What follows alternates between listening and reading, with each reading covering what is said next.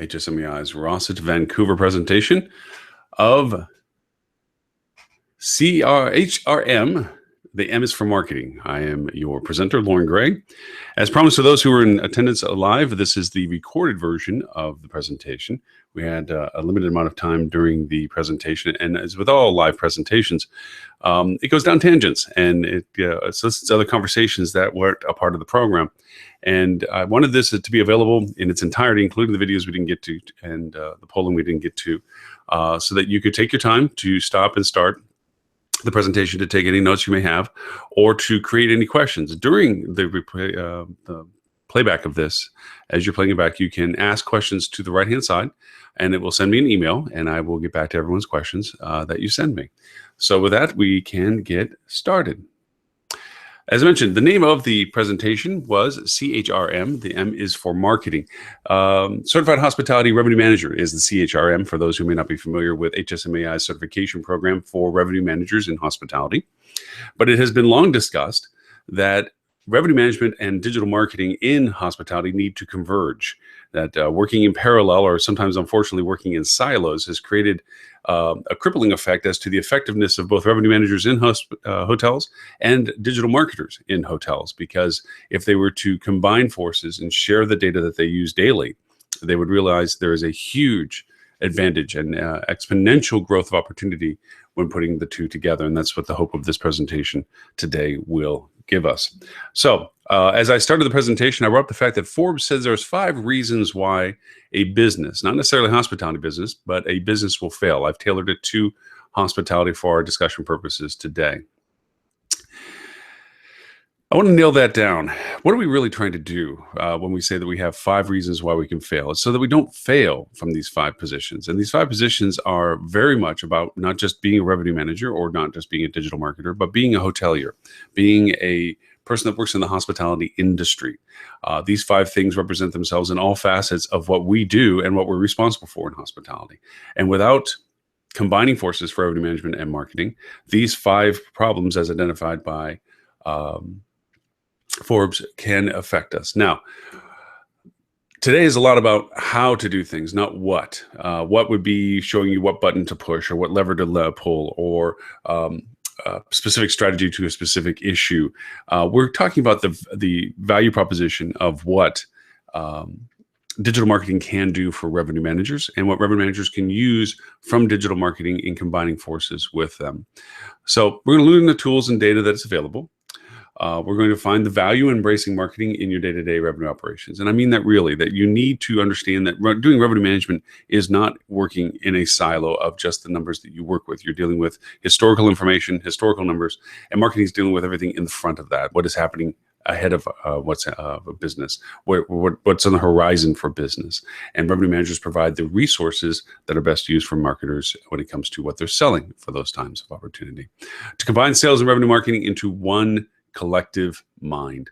It is necessary, and we include sales in this conversation because sales represents not just a portion of what our business is at a hotel, but represents how we do business as well. And they need to be included, as well as operations, in this collective mindset as to combining what we do together as a team.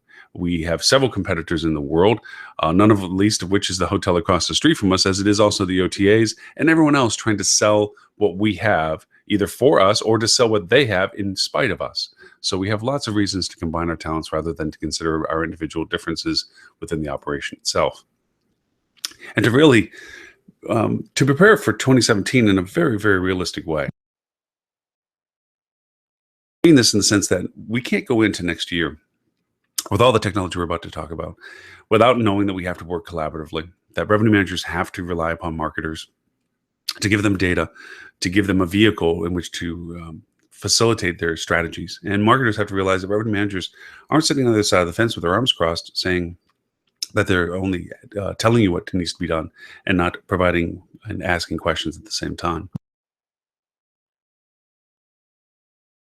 So with that, let's get started with this. So as an exercise in the room, we went over and I asked everyone to take their phones out, their iPhones in particular. Android does this as well, but I didn't want to put too many instructions for 2 different groups on. And I did this exercise, and if you want to do it at home, well, again, to really remind yourself of how much of what we do is being tracked and what's being done and what's being used. And I asked the question to the audience, what would you do with this information that you discovered on your phone? And what if you do this exercise, you know that when you finally looked at the final result of this, your phone knows where you have been and how long you were spending your time in those locations. And the question I posed to the team was, what would you do with that information as a revenue manager? Now, of course, there was a lot of bit of blank stares because you've never had to think in terms like that. You're not in that world of what do we do with this kind of data, but this kind of data is exactly connected to what you do daily in your strategies of rate and availability and inventory. And knowing where people are and knowing what their needs might be is the first step in understanding the impact of what you're providing as revenue managers to marketers. So we went through that exercise. Let's touch back to the 5 problems that Forbes went over and brought up with. Problem number 1, they say we're really not in touch with our guests. Now, I asked the team to introspectively look at themselves within their team, not just they themselves individually or people within their team individually, but collectively as a hotel. Do they truly feel that they understand their needs of the guests, that they know what they want, that they know what they desire, and that they know what their true motivations are? Likelihood is, and from the looks that I saw in the group, that we really didn't feel comfortable with answering those 4 statements as being affirmative. That in fact, we got very much about doing our business for business sake and not really doing it for the purpose of what we're providing as a service. And what I mean by that is the heart of the servant, the purpose of hospitality. We get caught into our daily routines. We get caught into our daily functions, our daily responsibility, daily politics, daily sandboxes, daily personality shifts and greats and issues and happies and friends and all the rest of the stuff gets messed up in our daily. And we walk right past the very people that are paying for the experience that we're offering, our guests. Without them, and it's so fundamental to say, but so true that we tend to forget that. We look at them as to how much they disrupt our daily routines, our daily responsibilities in the process of making our business run. So that was problem number 1. Problem number 2, no differentiation in the marketplace. Now, this is where revenue managers and marketers shares equal responsibility for success or failure to this point. And what I mean by this is there's no distinction. Without distinction, what you see is the same as what you see on the OTAs.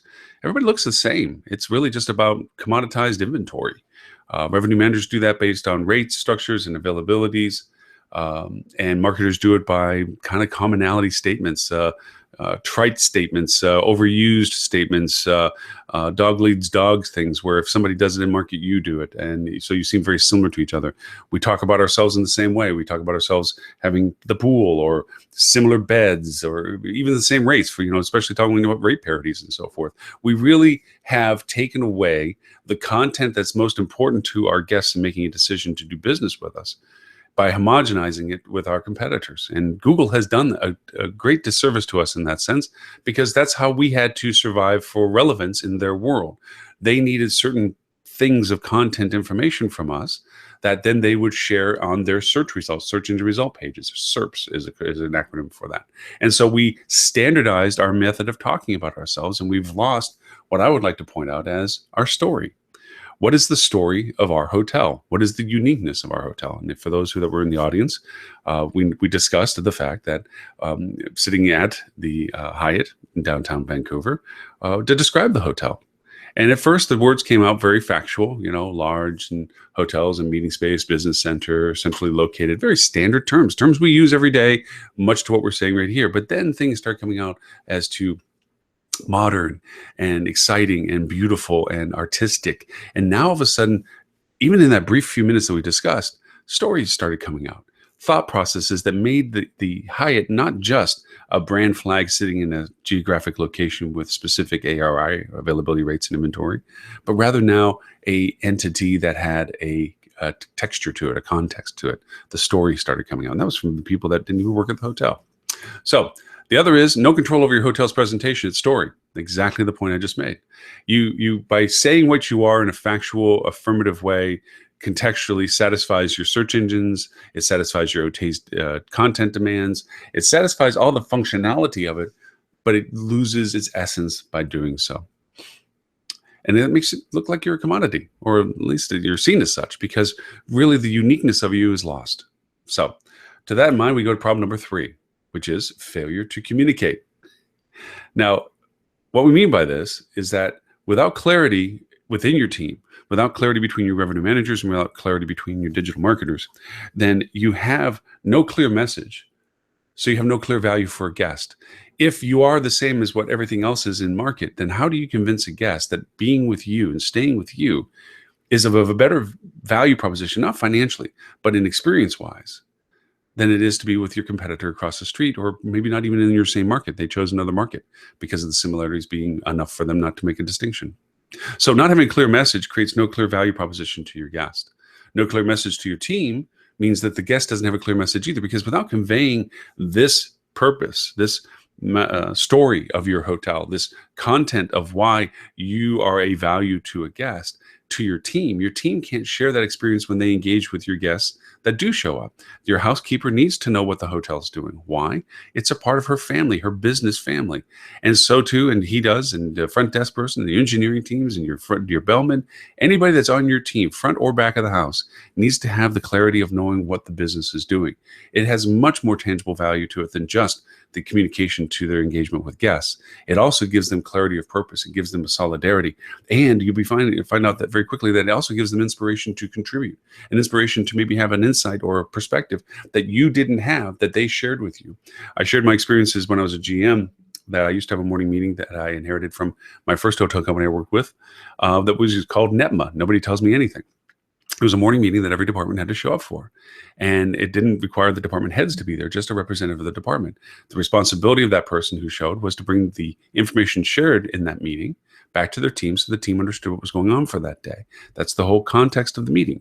Now, some call it alley rally, some people call it stand up, whatever, but not everybody includes everyone. And when you do that, you lose that, and you create that distinction of separation between your team and your leadership. And when that happens, your team doesn't feel like they're a part of the program. So they feel less empowered. They feel less engaged. They feel less of a reason to go beyond what is they consider to be what they're getting compensated for. And they certainly don't share that experience of value with your guest. With this also, who's responsible? If it's always a duck and dodge as to making sure that you don't get caught when the music stops and you have a chair to sit in, so to speak, then you're always looking at that as your first worry. And as being your first worry, you're not looking out for your guests first. So not being clear with who's responsible for what actions and sharing those burdens of responsibility, then you have no clear expectations from those people. Everybody can dodge the bullet and say, I didn't know I was directly in line for worrying about that. So you have to be very clear about who's responsible for what's going on. And remember, doing nothing is still a decision. So saying that this is something that you can't tackle, or it's on the list, but it's down on the bottom, just doesn't mean that's still a decision. That still is what happens. So problem number 4, leadership breakdown. Now, we touched a little bit on it in some of the items we discussed in problem number 3, but this goes a little bit farther than just that kind of collaboration and communication with your team. It also requires consistency and conviction with your team's participation.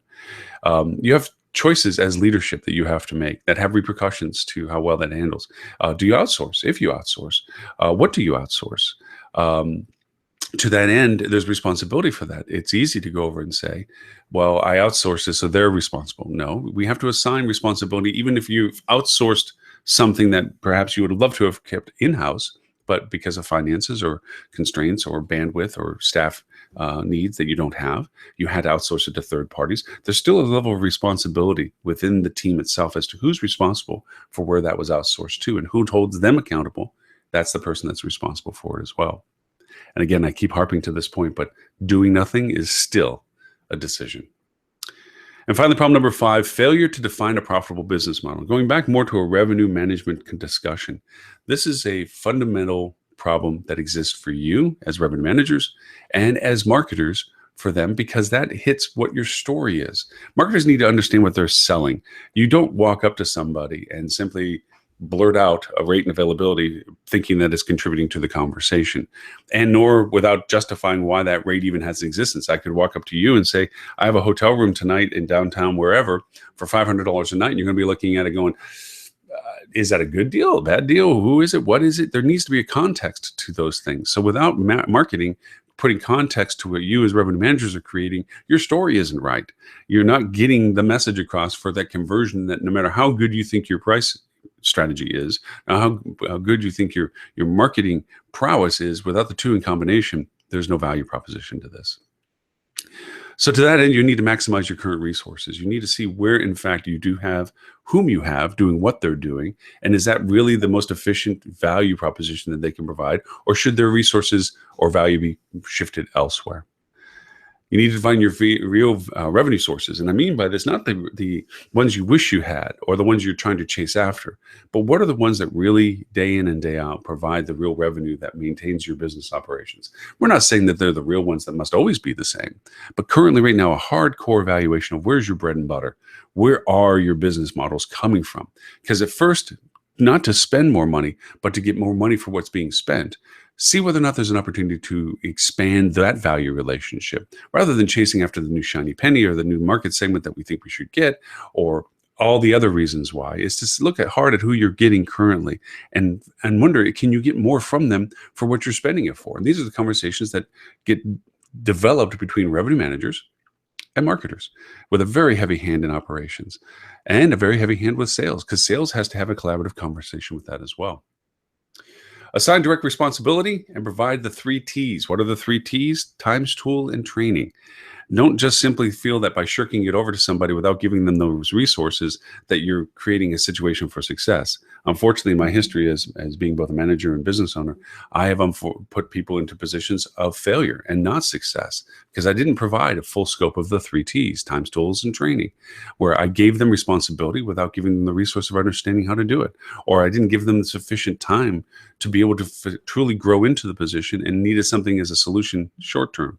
Whatever it may be, make sure that as you go through this process of developing a profitable business model, that you put people in positions of success by giving them the 3 T's, times, tools, and training, so that they can really make an impact on what you're asking them to participate in. Measure, adapt, measure, adapt, measure, adapt. You'll hear me say this through the remainder of this presentation. All of these things are in flux. It's not a single straight line to a finish line. It's a circle. And every time you pass through a gateway, you reevaluate, you remeasure, you readapt, and you move on.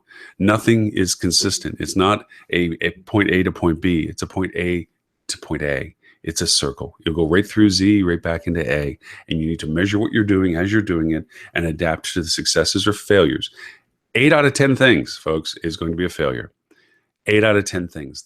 The issue with it is that you find them quickly, fail short-term at a very affordable place, and move on to the ones that are profitable, and you'll get better at it. Eventually, there'll be times where it's only 7 out of 10, then only 6 out of 10, then out of 5 out of 10. And then when you start getting complacent that you're being more successful than you are failing, you need to go over and be more aggressive and bring it right back up to 8 to 10 again. Because if you get complacent and now you're down to 4 out of 10 things fail, it's not that you're that good. You're not taking that many risks.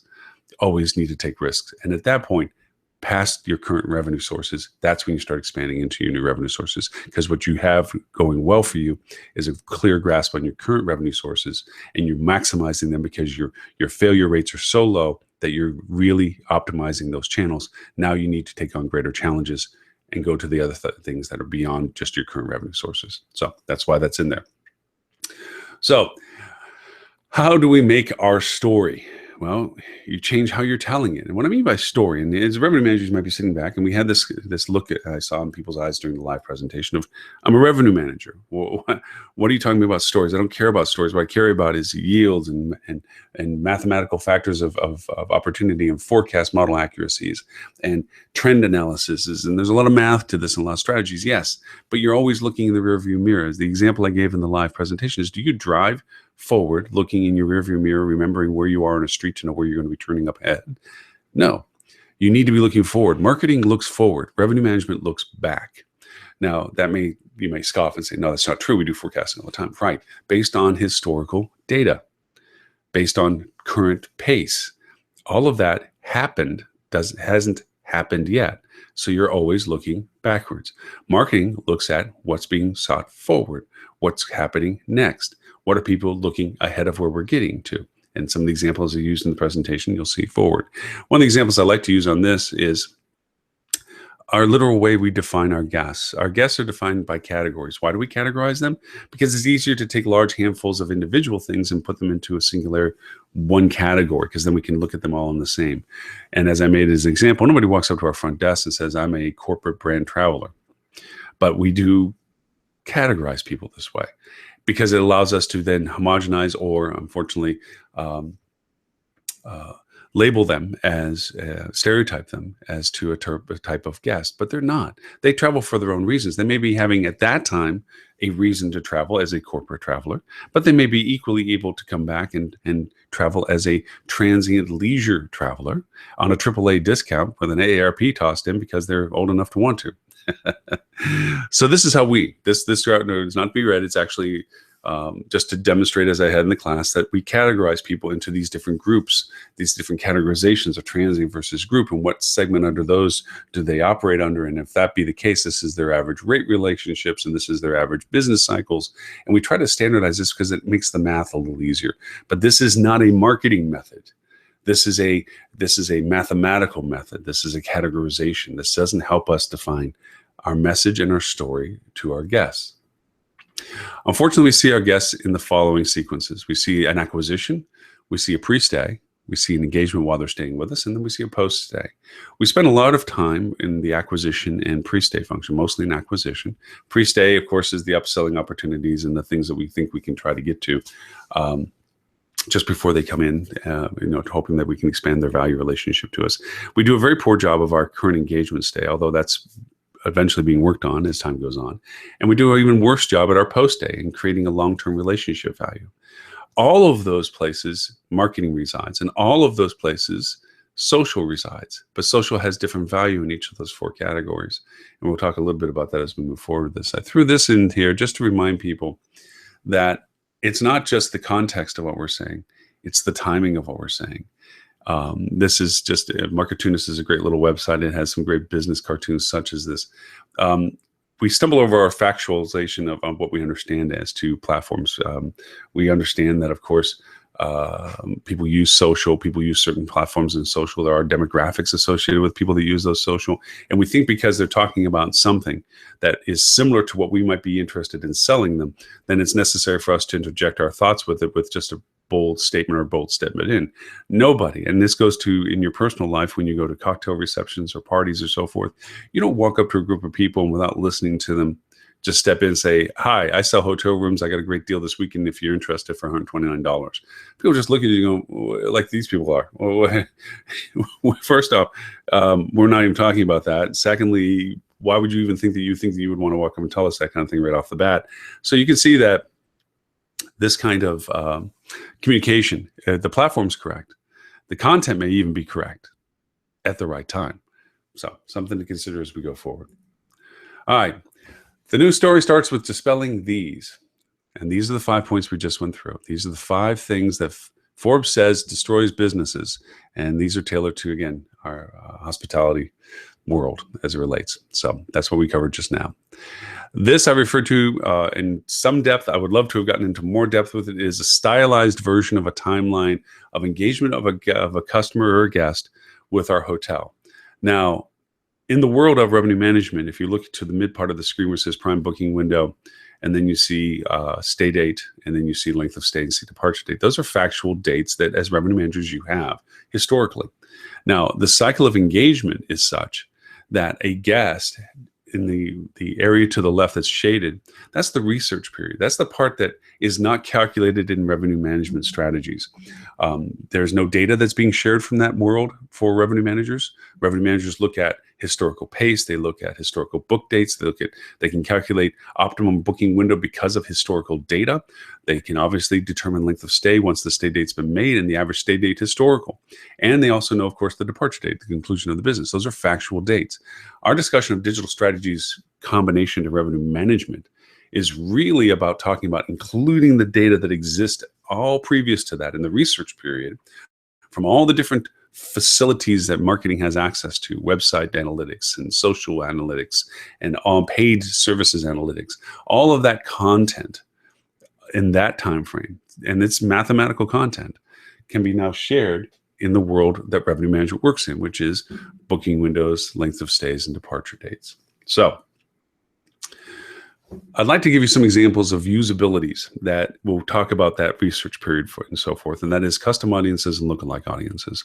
Custom audiences are for Facebook, where you take a list of emails and you give them to Facebook and say, Facebook, of these email lists, who do you recognize? And usually at least 50% or beyond is the same email address that you have on file for them having been a guest of your hotel. Say that you took your guest list of emails that you have from your CRM and you give this to Facebook. And Facebook would then create what's called a custom audience of these people. Now, you don't know them individually, but now all the Facebook data that is known about these people, their demographics, their ages, their interests, their incomes, the data goes on and on and on, because Facebook just doesn't use its own data. It's combined with a lot of data sources, Datalogics, Experian, so forth, that have all of the financial medicals and so forth that are in general data content. Now, again, it's not down to the individual name. It's not as if they know Loren Gray exactly this way. What they do know is that I'm a part of a digital avatar, and all the demographic information about me is now usable in Facebook space, so that I can begin to target this list of previous guests in ways that I would like to identify them as. And we have some examples of how I've done that in previous case studies. The real amplifier to that custom audience strategy is what's called a lookalike audience. And that audience is based on asking Facebook, taking your custom audience list, of asking Facebook, hey, Facebook, of this audience that I've given you, can you give me within 1% almost identical, meaning 99% identical, 1% variable, an audience within all of North America, within all the United States, or all of Canada, all of England, whatever. You can pick the country, and it would create now a massively large audience, and it'll tell you how close of an accuracy. There's a 10% variance to it between 90 and 100%, not 100% obviously, but 99. Where it'll say, well, we can find an audience that's within 96% completely the same. Wow, that's great. Now you have this whole new audience of people that are not your previous guests, but are within 96, 97, 98, 99% identical to the people that were. Now, all that audience is usable to create very targeted ad campaigns. Now, remember, ad campaigns on social should not be like the example I showed you, where you just blurt out what you're offering. It falls on deaf ears. If you look at any mathematics associated with direct conversions for social, they're abysmal. It's not a direct convert channel. It's an augmentation channel. It's an amplifier. And we'll get to some of the reasons of how that works in the world of attributions and attribution strings and modeling and so forth. But social is the engagement. And this goes back to our conversation with stories. Stories live in social. It's not hard sells. It's not buy now, book now. It's, hey, there's an event that's going on. Let's talk about that event. Let's talk about what we should do when you come to that event, what you should do up to that event, what not to miss when you're at this event. Those are stories. You have story categories. Usually I like to try to keep with 8. Things like off the beaten path, family adventure, soft adventure, romantic getaways, cultural historical, cuisine. These are these type of categories that you can create stories for. Now, this goes back to what we talked about when we were at the hotel, the Hyatt Regency in Vancouver, where you don't talk about centrally located, blah, blah, blah. You talk about the comfort of the service. You talk about the space, the value of the location as it relates to things of interest to do in the area. Nobody wants to miss the biggest ball of twine when they visit somewhere had they not known about it. They want to know about those things. Those are stories.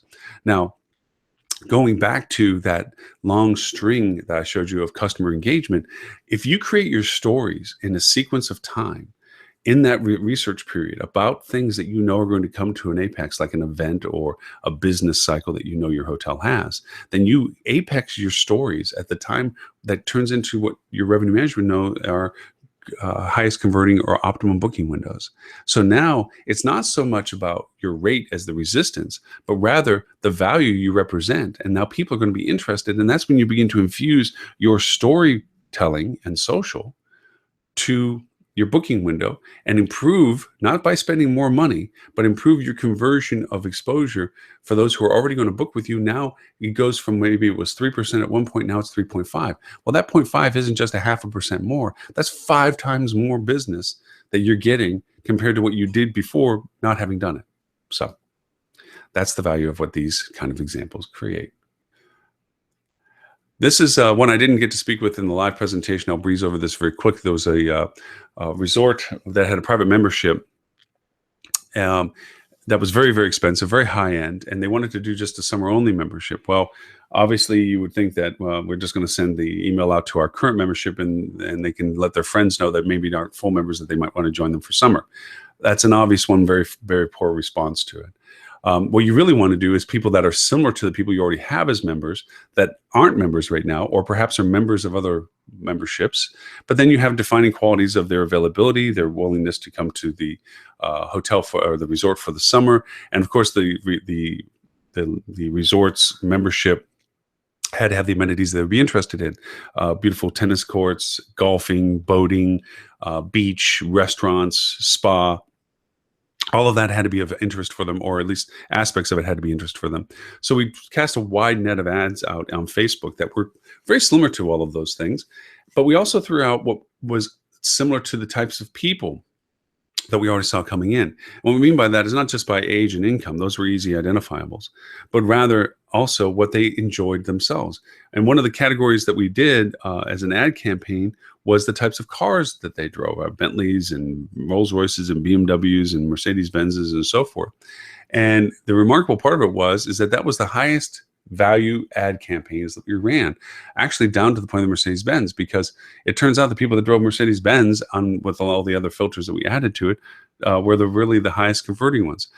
We ended up creating 31 new memberships, very expensive memberships for just the summer. It cost me a little over $1,200 in Facebook ad campaigns, but what it did generate was over $200,000 in revenue because it was targeted.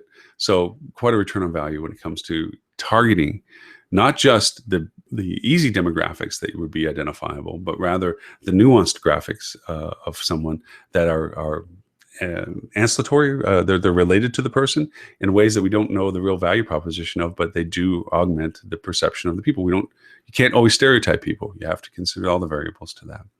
Another example, which I thought was people enjoyed very much, was we talked about group loss. We had a group loss at a hotel that represented 62% of their occupancy 2 weeks out. It was a repeatable group. It did have an attrition clause, but the group had been repeating for many, many years, and it was an unfortunate tragedy that caused them to cancel. Most strategies would have it, they didn't hit them with the attrition clause because they wanted to see them back the next year and understood the situation, but we're still 62% occupancy in the hole. Well, traditionally, you would then go out to market, hope there's some residual demand to market, drop your rate, knowing that people that are already on the books are going to go rebook again with a lower rate. So you're putting money back on the table and kind of wallow in your misery through that weekend. That was just a nasty hole that came up for unforeseen circumstances. What instead we did was we took and made custom audiences. We took a custom audience for everyone that was already on arrivals for that weekend, because of course they were already in the system. And we made a custom audience out of that. And we took everybody that was in the CRM for the same time last year, made that a custom audience as well, sending them up to Facebook with just the emails. Then we made a custom audience of everyone that we knew with an address that was within 150 miles of the hotel, which is, of course, a 2.5-hour drive market for most practical purposes, and made that a custom audience. We put all three of them together with the exception of taking the arrivals that we had on file for that weekend and made that a negative list, meaning that whatever we're about to do, they would not see. What we did do was to make an ad on Facebook that offered the group rate, which was not a bad rate, but it was lower than what we were offering to general transient market, to them to take advantage of coming into the hotel for that weekend. And remember, this was only 2 weeks out. We sold out. Now, is that an exception? Sure, it doesn't happen all the time, but it does happen. It can happen. But you can still sometimes mitigate some of those things similarly, may not sell out, but that's the power of being very defined in your market strategy. This is the conversations that revenue managers and marketers need to have together. Most marketers will throw their hands up going, hey, if you told me a month ago, I could have done something. Well, no, there are ways that you can actually facilitate more than just the hands up in the air kind of mentality to it. So stealing share, market share, driving local business. This one I did, I was attending Speaking at Focusrite a few years back, and I was going to stay down there rather than drive down there until I found out what the rate was. And I'm like, oh my gosh, but we have a hotel up the road. So let me go over and reach out to them and see, hopefully they're not sold out, and hopefully I can convince ownership they can let me stay overnight if it doesn't displace revenue. Let's see what's up. So I call them up and I said, hey, you guys sold out? And they're like, sold out for what? And I said, well, the big conference down the road. And they said, what are you talking about? And I'm like, okay. I said, well, what are your occupancy right now? 62%. Oh my gosh. And this is only, a couple weeks out. And so I said, what's your bar rate right now? And it was $100 less than what the best rate was at the hotel that I was going to be speaking at.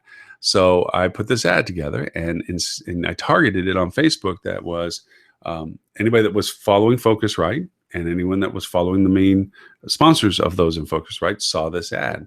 The result was they sold out for the 7 days, and they got several thousand new followers behind it. Now, you think that's lightning, and that, of course, can't be repeated. Every couple of years when it comes back to the same place, it does it all over again. So it does have a very strong effect. This initiative was for a restaurant that was in a very dense downtown that had 71 direct walking competitors to it. It was recently referred, beautiful place, been there for many years. It had a Friday night problem. People were going to the newer, different restaurants in the area rather than to the place that they've known and had, which was this restaurant. And of course, with the density that was down there, valet parking is the big currency that was down there. So what we did was old school marketing with new school twist. Having owned restaurants before, the best way to get a happy hour cranking is to get a lot of young single females in there, because the guys will follow, and then you have a nice big party and people are enjoying themselves. So on Friday night, what we did was we created we didn't pay for this. It was just a scheduled post that we made, which you can do on your own Facebook. You can turn it on. That you can be filtering whom sees your post. And we said anybody that was female, 24 to 34, that indicated they were single, that liked live music, and that were within a 5-mile radius. Remember, you could do that. You can indicate a location and put a radius around it as to whom to see the post. Were to show the post to valet and get free valet parking. And we posted up at 5 p.m. on Friday when people were walking out the door to figure out what they're going to do for happy hour. 5:45, we pulled it down because out of the 150 parking spots that we started with, we had none left. So we started offering a free drink. So we had a second posting that evening that was to get them into the live band time at 10 o'clock. So at 9 p.m. we went to post it again. Couldn't post the free parking because, hey, nobody left. We just had to offer a free drink, which only increased the line out the front door more and more. So again, lightning perhaps, but in effect, anytime we wanted to do this, we could do it or a variation of it and do the same effect.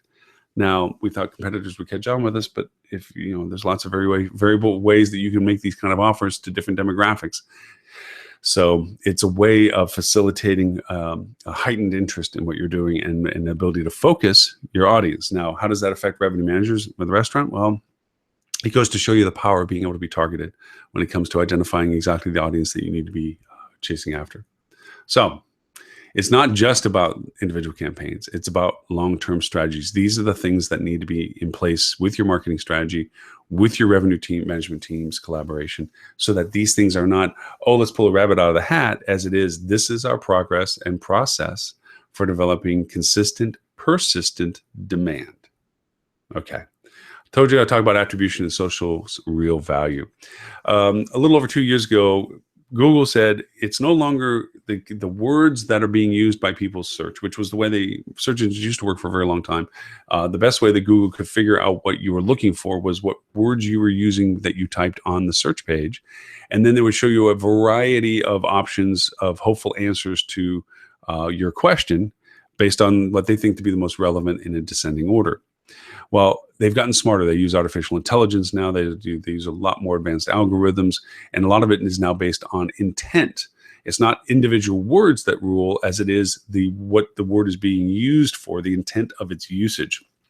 So Google stopped showing your results in its analytics of what words were used to find your website.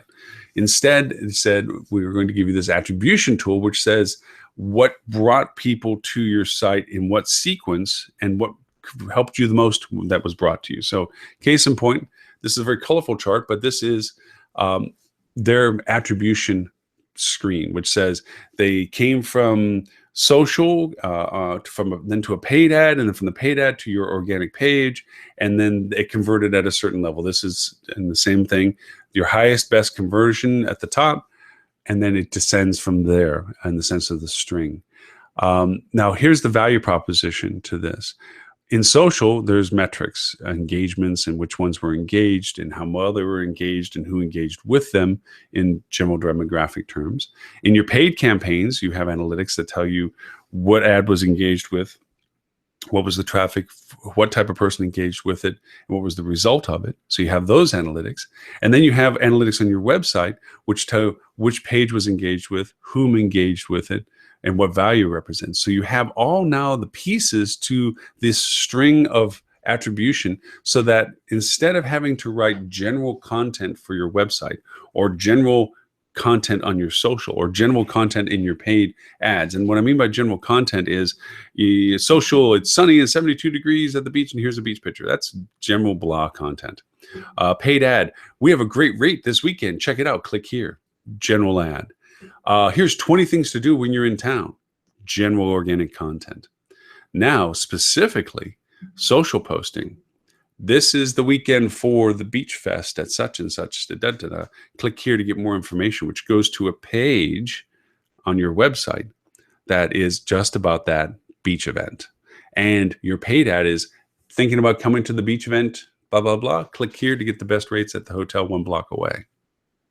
That's a specific paid event. Now, when you put those into a string and you can see them converting and you see where they're converting in the sense of value, you can even get better at refining your ads by doing A/B testing. Instead of saying this on social or this picture on social, change it up with this statement or that picture. And instead of saying here we're 1 block away, maybe have it, this is where the band's staying. There's going to be an after party in the bar below or whatever it is.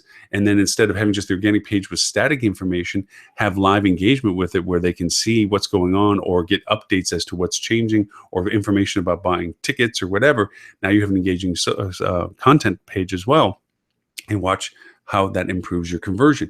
You don't pay more money for those things. It's the same money you would be paying not doing them, but they're being better at being efficient. That attribution string improves. So that's why the world has changed. It's no longer just about keywords. It's about what the intent of the message is on what platform drove it. And if just by this example alone, you see all the purple, that's all social network. Social network is the amplifier. And this goes back to a problem that it has existed for many years and what's called last click attribution, which is, and the best example I can give you is a basketball game for those who might be basketball fans. The ball gets dribbled down to the court. There's 5 players on the team. It's not the last one that shot the basket and made it that should get all the credit. It got handed off, it got traded, it got passed, it got traded, it got passed, and there were strategies to defense and everything else. And then the last person that threw the ball and got the points, okay, was a part of a team that created that success. Up until now, we've only given credit to that person as if they were the only one on the team, that nothing else had any effect to it. For those who aren't basketball fans, think of it this way. Water drips on a rock for 1,000,000 years. The last drop of water that split the rock is getting all the credit for the millions before it. And that's just not a fair assessment as to the success of that last drip. That it really was just, that was the last of the point of conversion decisions. The conversion decision should have been available through the entire process. That was the one that actually had its effect. That was the one that was last used in that conversation. So that's attribution and the value that social represents for that. Value is more than just one effort. And what I mean by this is, and here's an example. This was for Halloween of a time span for a hotel. And I always tell you that whenever you do posts of any post for social or any paid advertisement, it always goes somewhere on a website for content. Now, that doesn't help our brand friends that much. That may not have access to expanding their websites with a lot of content to it. But social is still an equal opportunity in the sense that you're able to share content, and there are a lot of functional aspects to social, including the ability to book and convert, but you can drive it to content that you have expanded on your social pages as well. So you still can drive content to your social content. But in this case, it was an independent hotel that had a page built for this Halloween event. And they posted it on Facebook. And as you can see, the top blue line is the Facebook line. And that was the session, the spike of traffic that it generated for the posting. Below it in the orange is the website's organic tracking. And that is the actual traffic that went to the page on the website related specifically to the Facebook posting.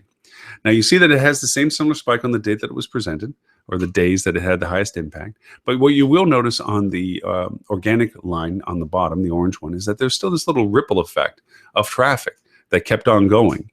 Now, Google, if set up properly on your analytics, will tell you the value that each page on your website represents as a contributor to revenue, to what the revenue being generated by your website is. And in this case, it generated a tremendous amount of additional revenue beyond the single impact of the program. It was in the ranges of $12,000 to $18,000 over the course of a year. Now, how could a Halloween post or Halloween page have such a residual value to this? I'll give you another case example. And this is a hotel that was related to an event in a town in Canada, that it was for the Tulip Festival. And there was no authoritative page at the time for the Tulip Festival. And what we had done was, on our advertisement, we made a page on the website for the Tulip Festival. And we had as much information as we could garner on this page. Now, the first year, very similar to this one, it had a lot of traffic because we were pushing a lot of ads to go to that page so they could book for the hotel and so forth. But then as soon as the event was over, we updated it for what was coming up next. Plus, we updated all the information from the year that we first posted on and so forth. And it sat there. Next year, all of a sudden, it starts showing up organically on its own as being the authoritative web page for the Tulip Festival, even beyond the website for the Tulip Festival, which was new that year, that they finally decided to dedicate a website to the event itself. Nobody had done it up to that point. It was always just referred to, and in some generalized city sense, it was just a sub-page of somebody else's website.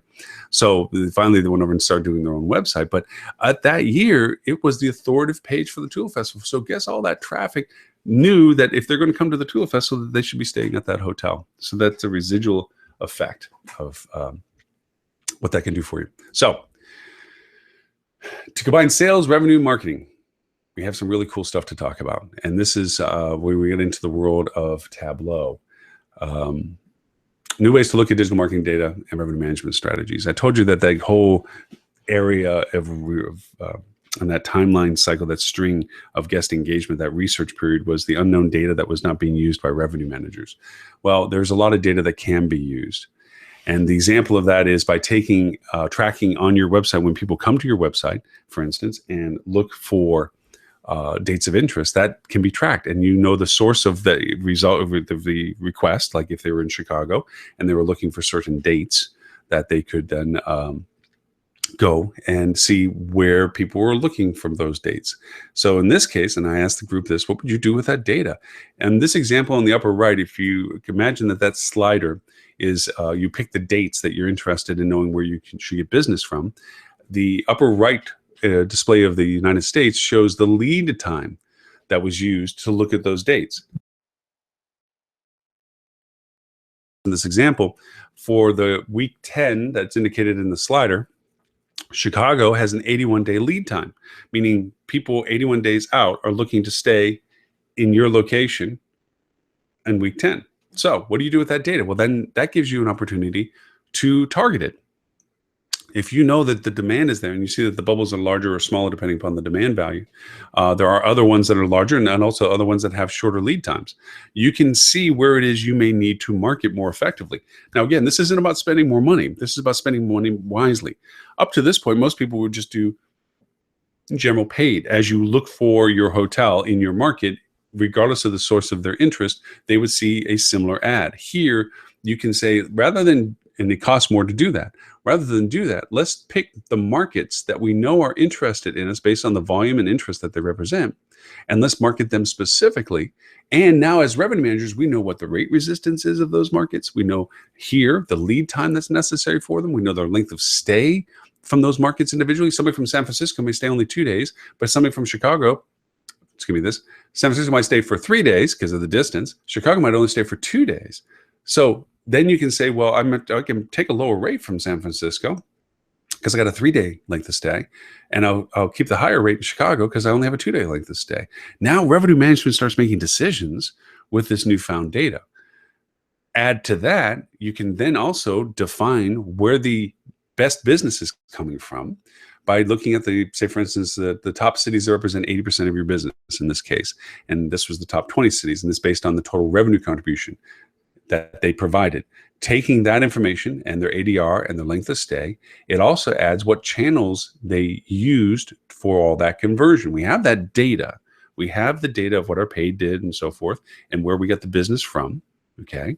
So this is an aggregate of all 20 of those. If you were to choose an individual location, you would then see the percentage relationship to paid ad, organic, email, and direct to say, wow, okay, so 26% paid ads for a particular market. Remember, this is based on the dates that you want to drive more business. Keep the slider in mind up in the top right-hand corner. You're selecting time frame of where you would want the business to come to, what dates you need the business. And then these locations are identified by the revenue contribution associated with those dates. And then in the lower right is the percentage reflective of what channel drove those revenues.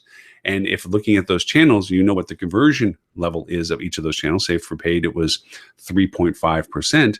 Then you know that for every $35, you're getting a booking. And if your booking is at a ADR of such and such and length of stay of such and such, you now know cost of acquisition. And if that be the case, you can actually create a market model that says, this is how much money I need to spend in these particular markets on these particular lead dates. Remember, the previous slide had the lead dates to generate a certain level of occupancy and income. And this is all data that's in our hands right now. If you're collaborating with your marketing team and your marketing team is collaborating with you, this isn't about marketing teams walking up to you and saying, hey, I need a discount offer so I can throw it up in some banner ad that I'm going to place in generic platform for display ads for whoever sees it anywhere in the country. That's a very shotgun mentality, hoping that you hit something. This is being very specific to markets that are there in interest, there because of revenue they generate, there because of the channel that generates them, and you can math out the values proposition associated with that. Cool stuff. An example of using emails, taking data and defining opportunities. This is taking, for a single resort, all of their revenue sources over a period of time as to where they came from down to the zip code. Now, it doesn't reflect that in this map. This is a heat map that's, of course, scaled to the continental United States. So you're not going to see it down to the zip code level that it actually represents. But this is something free with Google Fusion. Easy. It's another data platform you can dump data into. One, we dumped in all of the zip codes that generated revenue and what revenue they generated into this map. Well, why is that useful? Well, we could see where our sources of business came from over the period of time that we'd had this data taken from to know where we might want to target. Saying, well, heck, if we took our business from December 1st to the 30th, and this is what it's represented, then we know that this is where we need to be targeting our business. Let's do that. And now that's a simple thing to do. You take your revenue per stay of person and then define it to their zip code, and you create a map like this. Now, all of a sudden, you have your business source for that time slot historical. So all we did was we took all this data and said, well, we know that this is a affluent resort. So income is a main criteria for people wanting to stay with us. So the higher the income, the better the propensity that they're going to stay with us because the less financial impact. Okay, they can afford it basically. So let's take all these zip codes and correlate them to their revenue contribution and their income level. So what we did is create a scattergram. If you notice to the left, total revenue, what these zip codes by, what revenue is generated by zip code. And then on the bottom, average mean income, because you can get this from your census stats as to what these zip codes are. And we could see, boom, okay. Look, you know, the lower, it's going to be the upper right quadrants or the upper quadrants. They're generating great revenue for us and at a decent income level. So we're maximizing the revenue opportunity those zip codes represent because their income and their revenue contributions are high in their upper right quadrant. But the ones indicated there, lower right, they have a high income, and yet they're not producing a lot of revenue for us. So we're not yielding as much opportunity out of those zip codes as we should have. So let's target them. So we did. We sent a traditional direct mail piece to them, not with a special offer, but just a simple, hey, we'd love to see you. Here's a reminder of what it is that's wonderful about you staying with us. Remember, these are zip codes we've done business in already. So not everybody in the zip code has done business with us, but there have been those in the zip code that have. So we know those zip codes because of their income median have the opportunity for us to generate revenue. In less than 30 days, we increased our conversion from them up by 30% by simply identifying them as to whom they were and reminding them of what they should be doing with us. So I would now like to make 4 statements that I hope will raise an eyebrow for you. Now, I know we're attending the live show. We went through these already, the live presentation. And but I hope will still raise an eyebrow for those that may be just playing back the recording to this. First one is the websites will be a thing of the past. That websites as we know them will disappear. Second statement is that the search box as we know it and as we use it, typing in something, will also go away. The third is that artificial intelligence will literally control your marketing. The fourth is video will become your only voice. So what do I mean by all of this? Websites will become a thing of the past. Dynamic websites. What's happening now, what's being built right now is websites that we know a lot about you. From the example we first started this recording with, as also at the live presentation, where I asked you to go into your phone and look down into your local tracking and realize that your phone knows where you have been and how long you've been there. A lot of information is known about you. And what I talked about with Facebook custom audiences, all the things you've liked, the images you've liked, the things you've shared, the places you've been, the things that your friends like, the content that you follow, all lend itself to knowing more about you. Plus all the data that it shares with other data sources like Data Logic and so forth, where finances and medical and so forth, this digital avatar of you exists. Well, you may have already seen it if you use Gmail, but if you have a hotel reservation or airline reservation, you're now allowed through Gmail to actually check in or book through on those functions, which means that all the stuff that Google knows about you, and we'll have an example later on here, from your Gmail and your YouTube and everything else that you have, is known about you. So dynamic websites will be based on the fact that instead of having a static website that we have now that has navigation bars, east and west, north and south, and what's going on, what you're doing, and everything else, instead, it's going to be what they know you're probably thinking about doing as you come to their portal. And if, say, for instance, I've been dialoguing with somebody about meeting them for business in New York, and then I go to a hotel's website, it's assuming that I'm probably looking there for business travel, especially if the hotel's in New York, for business travel. And so the first images I see and the content that gets served to me is about business travel. It's people working in meeting rooms, and it talks about shuttle conveniences and Wi-Fi speeds and so forth. And ironically, the rates and inventory that's being offered to me will be more business tailored, business offers. Of course, if I have membership value, that would also be included in the process. Now, say it's wrong. Say I'm looking, but I'm also thinking about that my family's going to join me. We're going to do a little vacation at the end of this business trip. As I begin to search, look at other things on the site, because navigation will still be present, but as I start clicking on things that are not specific to what it intended me to be there for, now all of a sudden the pictures will shift to maybe some family pictures and family offers and family events and family information related to the hotel. And so dynamic websites will truly begin to come into their own when it comes to that. Now, this is where we get to see if I can play.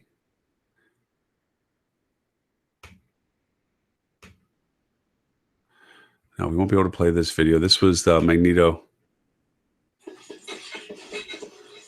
You can't see it on your screen. It's where Magneto from I'm a Geek at Heart, where Magneto was walking across the chasm and he was having a metal bridge built in front of his steps. I didn't save that video. My apologies to that. How is this all possible? Well, what happens is Google and Apple and those are the two biggest ones. Microsoft has already, but about 10 weeks ago, massive announcements got made, and people say in the technology world that this year will be the year that they look back and that bots and APIs were finally open. What happened is bots. What's a bot? Well, a bot is the ability for a function to exist in another application. Google and Apple unlocked theirs. What I mean by unlocked, it means that Google's Assistant and Siri's, Apple's Siri, used to only be controlled by Google and Apple. Whatever it did was only because Google and Apple had to do it. They unlocked it and allowed developers to develop using Google, now Google Assistant and Apple Siri. The example being like with Echo, Amazon Echo opened up their ability for people to build things for the Echo. And when it first launched, Amazon Echo, it could do about 16 things, which was brilliant in itself. Like, wow, that's crazy, because that's all Amazon could build for itself. Now, only 14 months later, it can do 2,600 things. It's being connected to so many things now. So Microsoft went a different take. They have Cortana. But they went after the car market. They went off to make sure that they were in now 1 million cars. Why is that important? Because the world of cars is changing. And what's being done with cars? We all have smarter cars now. We have Bluetooth and we have a GPS in them where we don't even use our phone for those things anymore. And it talks to you, and it has restaurant recommendations, and it has things not to miss, and familiar locations that it knows you go to, and it has ability to do location reminders. So Microsoft's going in that direction because just like all the auto dealerships, and we talked about this in the live presentation, are trying to create autonomous cars. Why? Because they feel that the market's going to shift, that we're not just going to have to settle to buying a car, that we might, in fact, in time, as more and more driverless cars come into existence, that we're going to be able to call up whatever vehicle we need that day. If we have 6 or 8 people joining us, we don't own a car that owns 6 or 8 people, so we just have a car delivered that we have big enough for 6 or 8 people. Or we're going to go a sporty car, or we're going to go, I need a van or a truck to lug stuff, and it's going to show up at our doorstep. We're going to be owning a collective value of vehicles, and all the large car manufacturers are building these autonomous cars with the idea that their paradigm is going to shift. I made the example that when asked Henry Ford, why didn't you ask your customer what they wanted? He says, if I asked my customer what they wanted, they would have said faster horses. We don't even know what it is we're wanting to know what it is we can have. So to that end, places like Microsoft with their infusion of Cortana in cars and so forth is really where they're thinking things are going to be going. So the search box will go away. What do I mean by that? Now, this video I did record, and let's see if we can finally play this. This is the Star Trek one. And let's play this video.